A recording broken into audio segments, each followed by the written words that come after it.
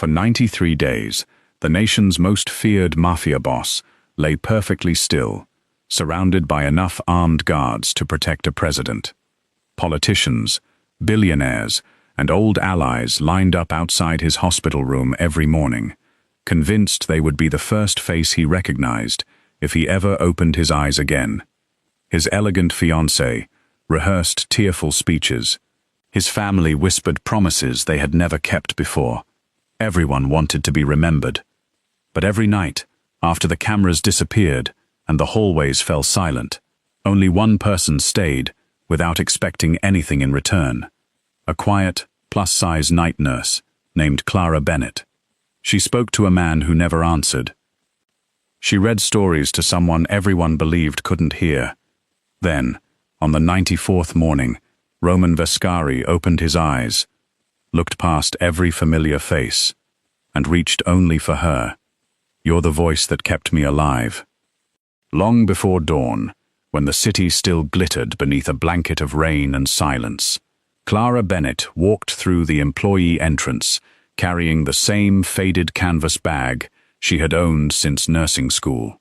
She greeted the security guard with a warm smile that he barely noticed before returning to his phone. It was the beginning of another 12-hour night shift. By now, everyone at St. Aurelius Medical Center knew which assignments no one wanted. The heaviest patients, the longest medication rounds, the endless paperwork. Whenever those duties appeared on the schedule, someone inevitably sighed and said, "Give them to Clara. She never complains." And they were right. She never did. At 29, Clara had become almost invisible inside the hospital. Her soft voice was easy to overlook. Her plus-size figure made her the target of careless jokes whispered in break rooms. Younger nurses with polished makeup often received compliments from wealthy visitors, while Clara slipped quietly from room to room, changing dressings, calming frightened patients, and cleaning up messes no one else wanted to touch. She had learned years ago that kindness rarely earned applause, but she also believed that suffering should never have to ask for permission before receiving compassion. That belief was why she always volunteered for the intensive care wing. Especially room 917.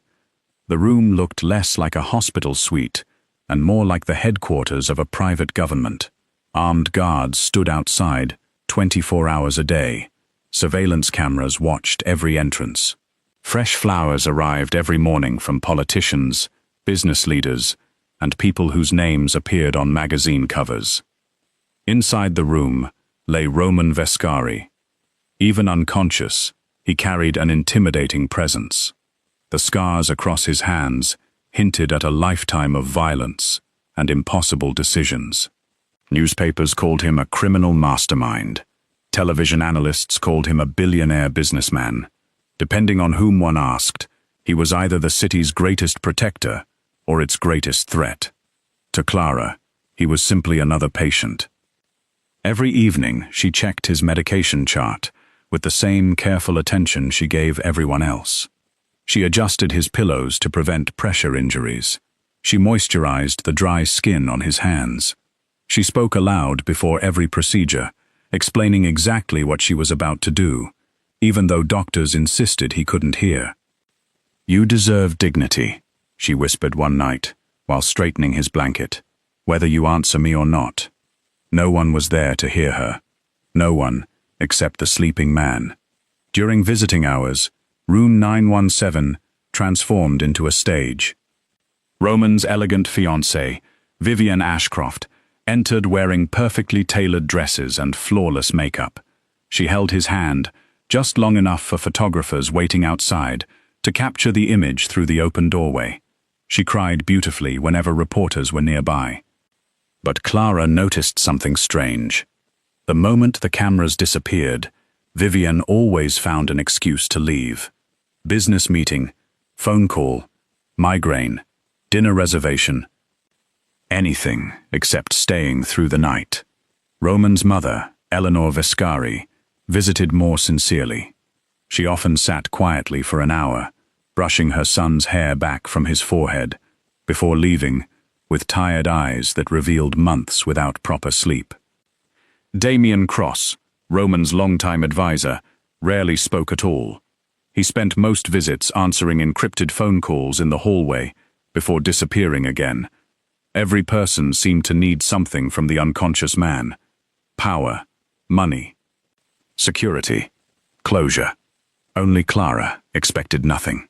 After midnight, when monitors hummed softly and footsteps faded into distant corridors, she pulled a worn paperback novel from her canvas bag.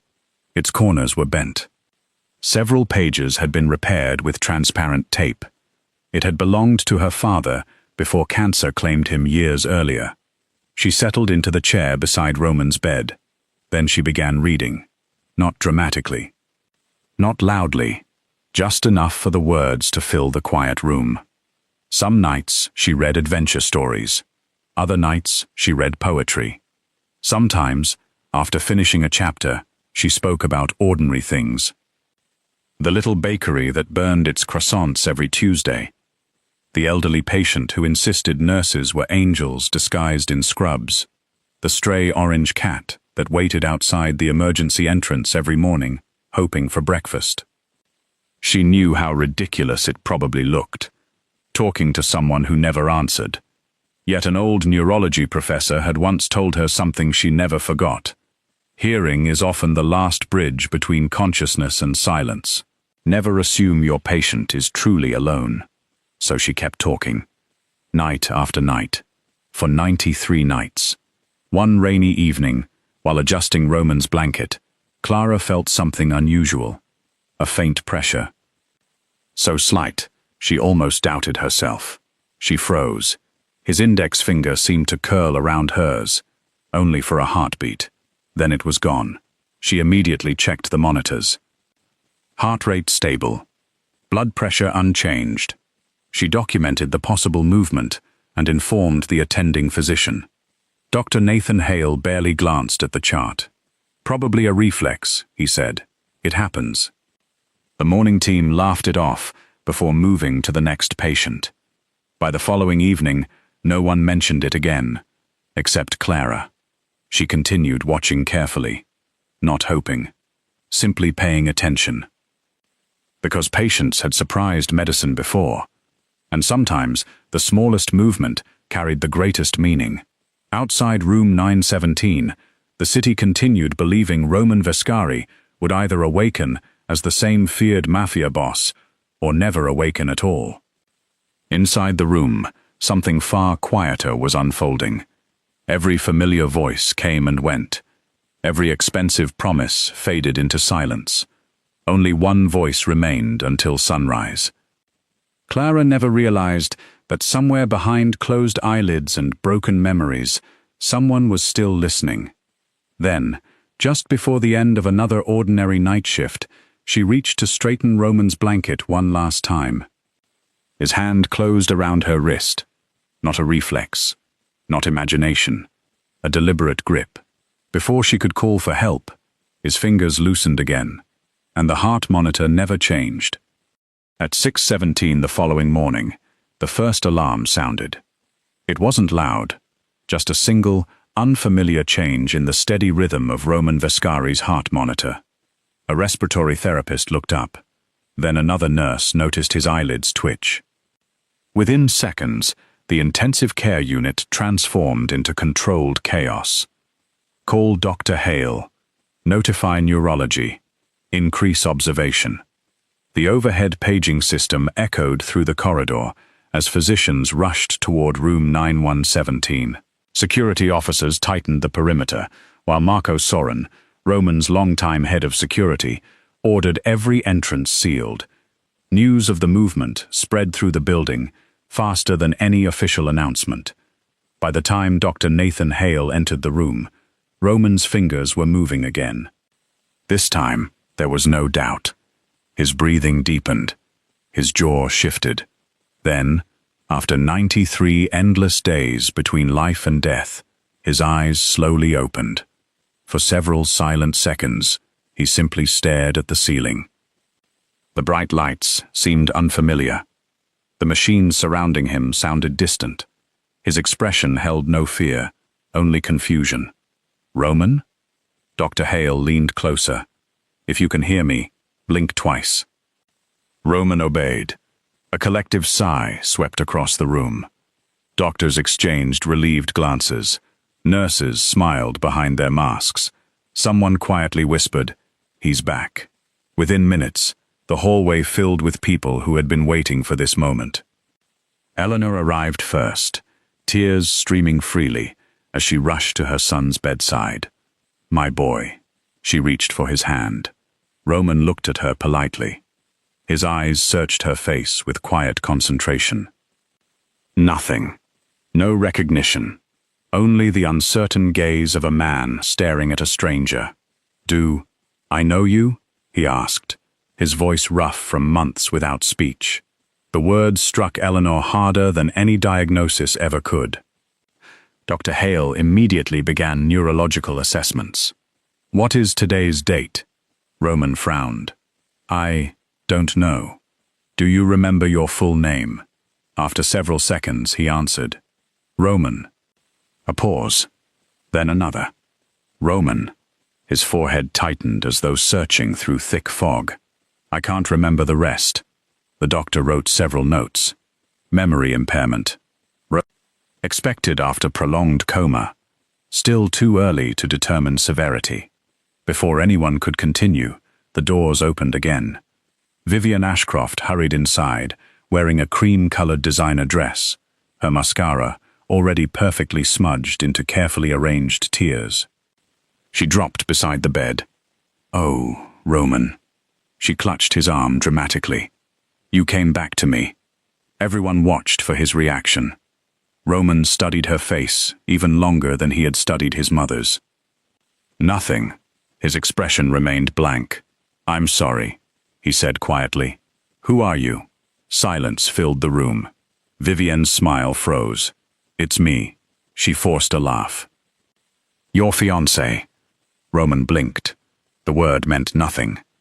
"I'm supposed to marry you?" She nodded quickly. "Yes." He continued staring. No warmth appeared in his eyes. No relief.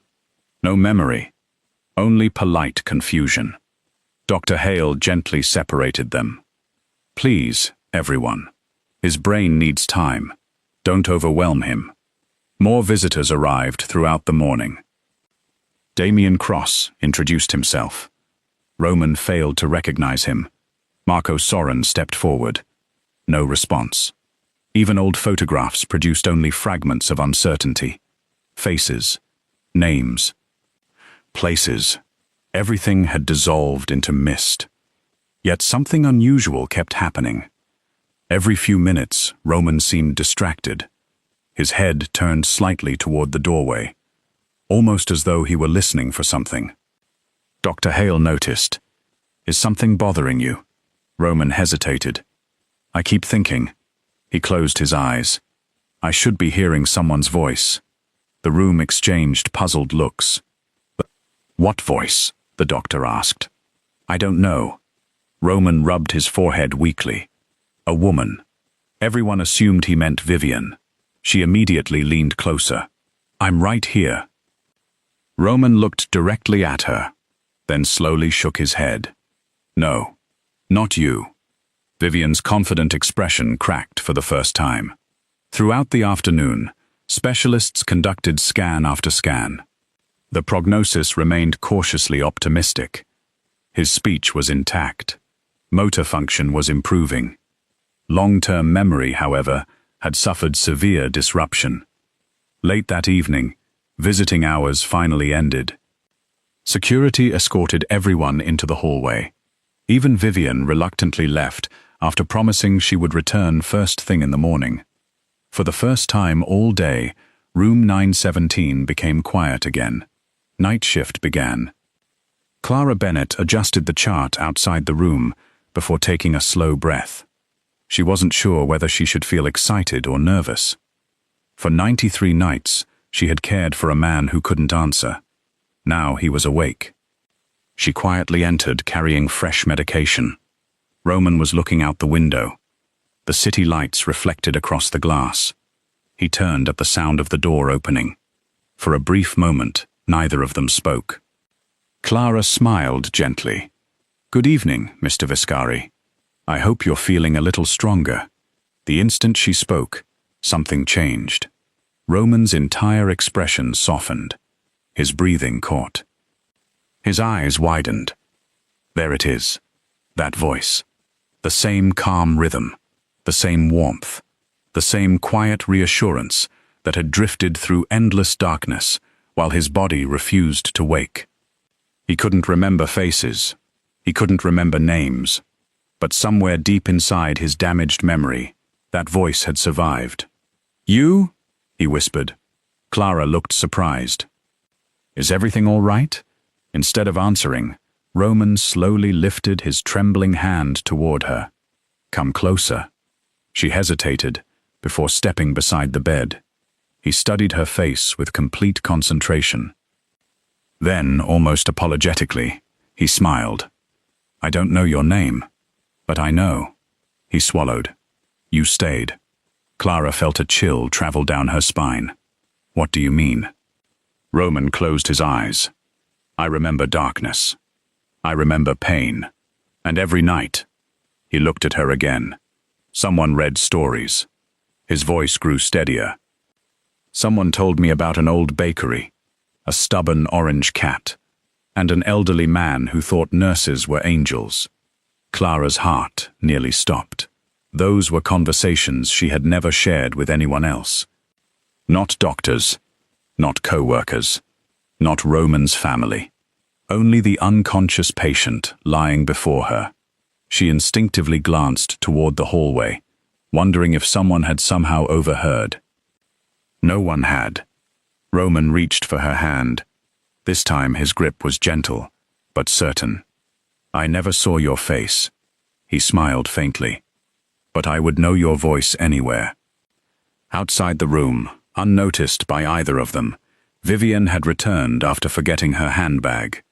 She stood motionless behind the partially open door, and for the first time since Roman awakened, fear replaced every tear she had carefully rehearsed. By the third day after Roman Viscari awakened, the story had spread far beyond the walls of St. Aurelius Medical Center. News channels debated his recovery around the clock. Financial markets speculated about his return. Social media obsessed over a single unexpected detail. Why would one of the world's most powerful men refuse to let anyone care for him except an unknown night nurse?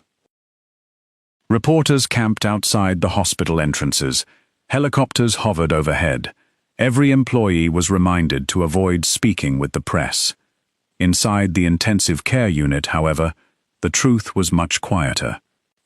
Roman simply felt safe whenever Clara Bennett entered the room. He still couldn't remember his empire. He still struggled to recognize family photographs. Entire years of his life remained hidden behind a thick wall of darkness. But every evening, when Clara greeted him with the same gentle, "Good evening, Mr. Viscari," the anxiety that tightened his shoulders slowly disappeared. Dr. Nathan Hale noticed the pattern almost immediately. "His blood pressure stabilizes when she's here," he told the rehabilitation team after reviewing several days of charts. "It isn't medicine. It's familiarity." Although the explanation sounded reasonable, not everyone accepted it. Vivian certainly didn't. She watched through the observation window as Clara helped Roman complete simple physical therapy exercises. When he lost his balance trying to stand for the first time, Clara instinctively caught his arm before he fell. Roman smiled. Not because of embarrassment, because he trusted her. That single smile felt like an insult to everything Vivian believed she deserved. Later that afternoon, she cornered Clara outside the staff lounge. "I'd like a word." Clara stopped politely. Vivian folded her designer coat across one arm, studying the nurse from head to toe, with a smile that never reached her eyes. "You seem to enjoy the attention." Clara frowned. "I'm only doing my job." "Really?" Vivian stepped closer. "Because the cameras seem to find you everywhere now. I've never spoken to a reporter. You don't have to." Vivian's voice hardened. People love stories about ordinary women changing the lives of powerful men. Clara lowered her eyes. I don't want any story. I just want my patient to recover. Vivian laughed softly. Then perhaps you should remember your place. Without waiting for a response, she walked away. Clara remained standing in the hallway for several seconds. She had endured criticism her entire career. This wasn't new. Still, something about Vivian's words left an uncomfortable feeling she couldn't explain. That evening, Roman noticed immediately that she seemed distracted. You usually tell me something interesting. She looked up from adjusting his IV line. What do you mean? The bakery, the cat, the funny patients. He smiled faintly. You haven't mentioned any of them tonight. Clara couldn't help smiling back. I didn't think you'd remember. I don't. He shook his head. I remember how they made me feel. The answer lingered between them. Roman had forgotten facts. But emotions remained. As rehabilitation progressed, fragments of memory began appearing without warning. Sometimes it happened during therapy, sometimes while listening to music, sometimes in complete silence. The flashes never lasted more than a few seconds. A rain-covered windshield, a ringing telephone, someone shouting his name, the smell of gasoline, a woman's calm voice saying, "You're safe now." Each memory disappeared before he could understand it. Dr. Hale encouraged patience. The brain heals unpredictably, he explained. Don't force the memories, but don't ignore them either. Roman followed the advice. Instead of chasing the images, he wrote them down in a small notebook Clara had given him. 1 page, 1 memory, 1 question. Soon the notebook became filled with scattered fragments that made little sense together. Yet one detail appeared again and again. A soft female voice, always reassuring, always nearby. One evening, Clara noticed him staring at the notebook. Any luck? Roman handed it to her. She quietly turned the pages. Each sentence was heartbreakingly incomplete. Rain. Broken glass. A hand holding mine. Someone reading. Warm light. Don't fall asleep. Clara felt tears gathering before she quickly blinked them away. She had never once told him to stay awake, but during countless nights, she had often whispered, "You don't have to be afraid anymore." Had he heard that too? Before she could ask, a loud commotion erupted outside the room. Journalists had somehow entered the hospital lobby. Security quickly escorted them away, but not before several photographs were taken through the ICU windows. The next morning, every headline carried the same implication. Mystery nurse captures Mafia boss's heart. Who is Clara Bennett? Fiancé pushed aside after miracle recovery. The articles contained almost no facts, only speculation. Still, they spread rapidly. Hospital administrators panicked.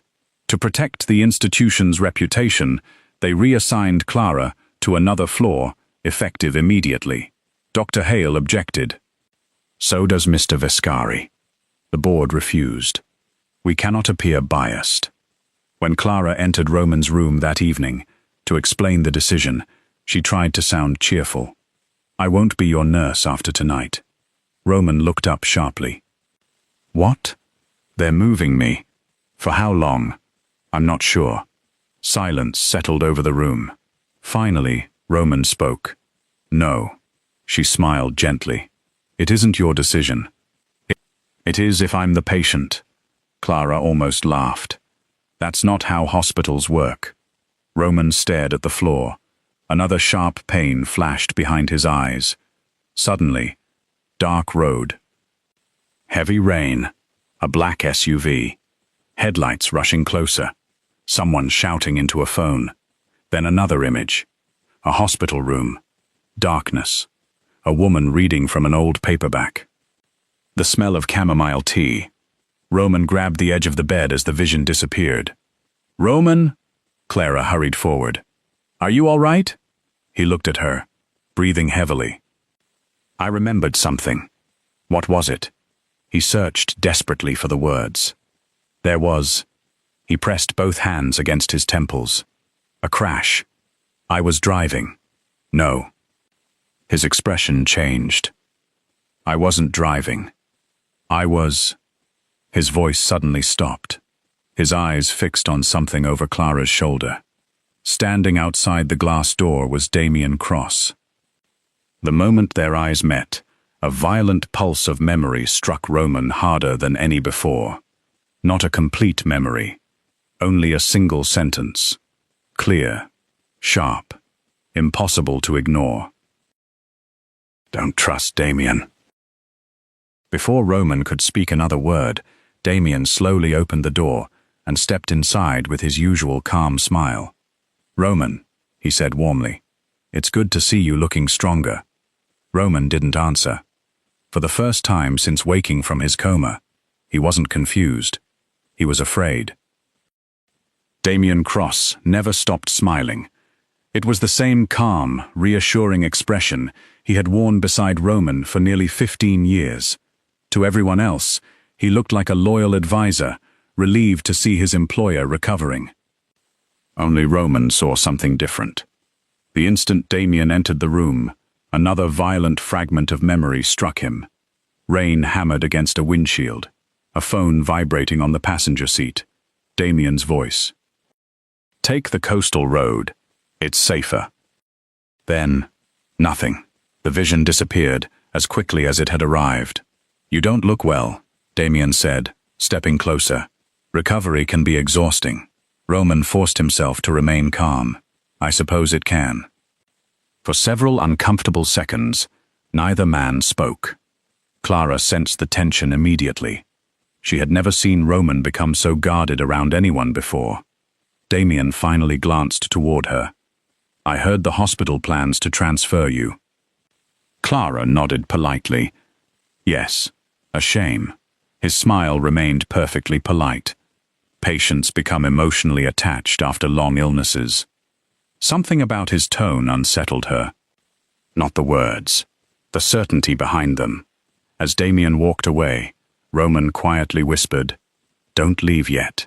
She stayed. Only after the door closed did Roman finally exhale. "I don't know why." He stared toward the hallway. "But every instinct tells me not to trust him." Clara didn't answer immediately. Instead, she remembered something she had tried very hard to forget. Nearly 6 weeks earlier, during one of her overnight shifts, she had gone to the medication room shortly after 2 o'clock in the morning. The hallway had been empty, or so she thought. As she rounded the corner, she heard 2 voices inside an office whose door wasn't fully closed. One belonged to Damien, the other, Vivian. She hadn't intended to listen, but one sentence stopped her cold. "If he wakes up before the contracts are finalized, everything falls apart." Another voice answered. "The doctors don't expect that to happen." Clara remembered standing frozen in the hallway, convinced she had misunderstood. When the conversation ended, she hurried away before either of them noticed her. For weeks, she told herself it had meant something else. Business, legal paperwork. Anything. Now she wasn't so sure. She slowly looked at Roman. "There might be something I should tell you." Roman listened without interrupting as she described the conversation exactly as she remembered it. She never exaggerated. She never claimed certainty. When she finished, silence filled the room. "It isn't proof," she said softly. "I know. I never reported it because I had no idea what they were talking about." Roman looked out the window. "You did the right thing. Without evidence. It would only have sounded like gossip." He closed his eyes. The headache returned. This time, the memories lasted longer. He remembered leaving a charity banquet. He remembered refusing a bodyguard because he wanted a few minutes alone. He remembered Damien insisting on changing the route home at the last minute. Then, bright headlights, a truck crossing the center line, metal twisting, glass exploding. Everything went black. Roman opened his eyes suddenly. It wasn't random. Clara looked at him. What? The accident. It was planned. The following morning, Roman requested a private meeting with Marco Soren. No family, no advisors, no visitors. Only the man who had protected him for over a decade. When Marco entered, Roman asked a single question. Who ordered the route change the night of my accident? Marco hesitated. I assumed you did. I didn't. Marco's expression slowly hardened. I'll look into it. For the next 48 hours, Marco quietly reviewed security logs, GPS records, and archived communications. The deeper he searched, the stranger everything became. Several surveillance files had disappeared. Vehicle maintenance records had been altered. One security camera near the crash site had been disabled less than 20 minutes before the collision. Most disturbing of all, Damien had personally overridden Roman's usual security protocol that evening. Marco brought every document directly to Roman. Neither man spoke for several minutes. Finally, Roman looked up. So I wasn't imagining it. No. Marco's voice was grim. You were betrayed. The evidence also revealed something unexpected. Large financial transfers had been made from shell companies into accounts, controlled by Vivian only weeks after Roman's accident. Enough money to disappear forever. Enough money to begin another life. Roman stared at the documents. He felt surprisingly little anger, mostly disappointment. He had trusted both of them. Meanwhile, Vivian sensed everything slipping away. She confronted Damien in the underground parking garage beneath the hospital. You told me there wouldn't be evidence. There wasn't. There is now. Damien's voice remained controlled, though sweat had begun forming along his forehead. Someone reopened the investigation. What do? We leave. And Roman. Damien looked toward the elevator. If he remembers everything, we're already finished. Neither of them noticed the security camera recording every second of the conversation. Marco did. Within the hour, the footage was safely stored in multiple encrypted locations. That evening, Roman asked Clara to wheel him into the hospital's rehabilitation garden. It was the first time he had felt fresh air since the accident. The sun was setting. Golden light filtered through rows of maple trees. For several peaceful minutes, neither of them spoke. Finally, Roman broke the silence. When I couldn't move, I thought I was completely alone. Clara smiled gently. You weren't. I know that now. He looked at her. I've spent my entire life judging people by strength, power, influence, wealth. A quiet laugh escaped him. And the strongest person I ever met wore hospital scrubs. Clara lowered her eyes, embarrassed. I'm not strong. You stayed, Roman answered simply. When everyone else visited, because they expected something from me. You stayed, because you believed I was still a human being. Before Clara could respond, Marco hurried across the garden. His expression alone told Roman everything. It's confirmed, Marco said. We have the financial records, the surveillance footage, the route change, and witnesses. Roman nodded slowly. Months of darkness had finally given way to the truth. The people he had trusted most had arranged the circumstances that nearly ended his life. Yet the person everyone overlooked, the quiet nurse nobody remembered, had unknowingly become the only honest witness left. Roman closed the folder without opening it. There will be time for justice. Then he looked at Clara. But first, I owe someone a thank you I've been trying to say since I opened my eyes. She smiled, unsure what he meant. Roman reached into the pocket of his rehabilitation jacket. Inside was the small notebook she had given him days earlier. He opened to the final page. There was only one sentence written in careful handwriting. I survived because one voice refused to let silence become the last thing I ever heard. At that exact moment, several black SUVs pulled into the hospital entrance. Not visitors, federal investigators. And they were asking for Damien Cross by name. By sunrise, the truth was no longer hiding in whispered conversations or sealed financial records. Federal investigators escorted Damien Cross out of the hospital in handcuffs before the morning staff had even finished changing shifts.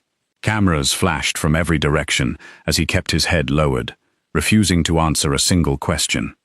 An hour later, Vivian Ashcroft arrived, expecting another carefully staged visit beside Roman's bed. Instead, 2 investigators were waiting for her. She denied everything. She insisted the money transfers were innocent investments. She claimed the recordings had been misunderstood, but the evidence told one clear story: the route change. The missing surveillance footage, the secret payments, and finally, the parking garage conversation that neither she nor Damien had realized was being recorded.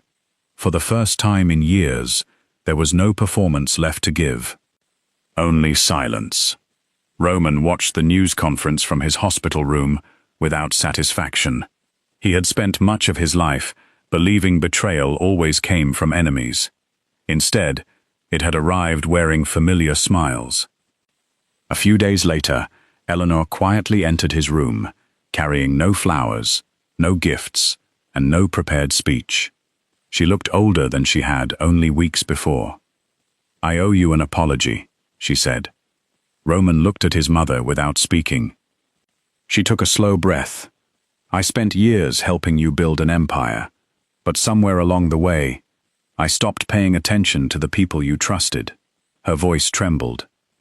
"And while I kept believing appearances, a stranger protected my son better than his own family did."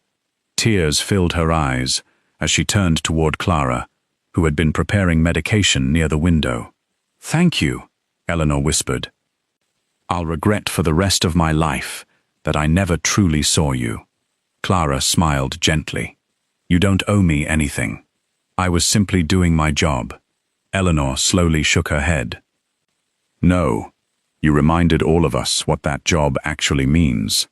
Within a week, Roman had recovered enough to leave intensive care. Doctors recommended months of rehabilitation, but they also agreed on one unusual request. Clara would remain on his recovery team, not because he demanded special treatment, because Dr. Nathan Hale believed something medicine couldn't easily measure. Healing wasn't only physical, trust mattered too. News of the investigation spread around the country. People expected Roman Vescari to respond the way the old mafia boss supposedly would, with revenge. Instead, his first public appearance surprised everyone. Standing before dozens of reporters outside the hospital, he ignored every question about business, power, or the criminal investigation. Instead, he walked to the podium and invited Clara to stand beside him. She immediately looked uncomfortable. "I don't belong up there," she whispered. Roman smiled. "That's exactly why you do." The cameras followed every step. For a long moment, Roman simply looked across the crowd. "When I opened my eyes," he began, "I couldn't remember my own life. I forgot names.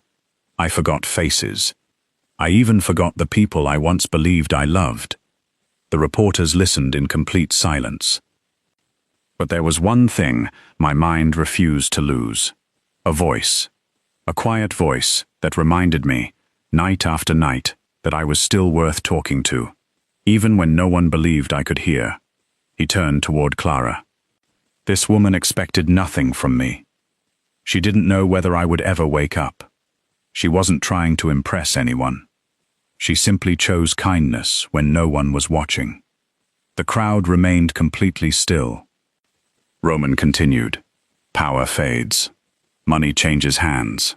Even memory can disappear. But genuine compassion leaves marks that the mind somehow refuses to erase."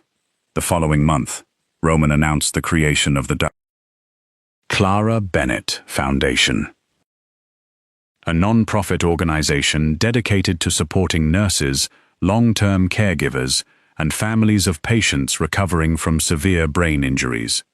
Scholarships were funded, mental health programs for nurses expanded. Hospitals across the state received grants for caregiver training.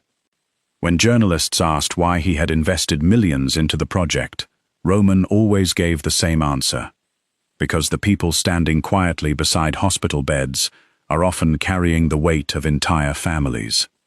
Clara initially resisted having the foundation bear her name. She insisted countless nurses deserved the recognition instead. Roman agreed. So every annual award presented by the foundation honored ordinary caregivers whose compassion had changed lives without attracting headlines. Months passed. Roman's strength gradually returned. His memories came back piece by piece. Not every detail. Some fragments of the past remained lost forever. Surprisingly, he no longer considered that a tragedy. Some memories, he realized, were worth leaving behind. One warm spring afternoon, after his final rehabilitation appointment, Roman asked Clara to meet him in the hospital garden. The maple trees had begun growing new leaves. Birds filled the quiet air with songs that neither of them had noticed during those long months of uncertainty. They walked slowly along the same stone path where they had once spoken after the investigation began. Roman stopped beside a wooden bench. "You know," he said with a quiet smile, "everyone keeps asking me what the first thing I remembered was." Clara looked at him curiously. "I thought it was my voice." He shook his head. "No, it was how your voice made me feel." She looked away, suddenly unable to hide the tears gathering in her eyes. Roman gently reached for her hand. This time there were no machines, no bodyguards, no reporters. Just two ordinary people standing beneath the afternoon sun. If you hadn't believed someone could still hear, I might have forgotten how to find my way back. Clara squeezed his hand softly. And if you hadn't listened, I might never have believed that quiet kindness could echo that far. For a while, neither of them spoke. They simply watched patients and families crossing the garden, each carrying invisible battles of their own. Some smiled. Some cried. Some waited. Life continued. Roman finally understood that the greatest act of courage he had ever witnessed hadn't come from violence, wealth, or authority. It had come from a nurse everyone else had overlooked, who chose to stay beside a silent patient because she believed that even the quietest heart might still be listening. And in the end, that quiet voice accomplished something no amount of power ever could. It brought a man back to life.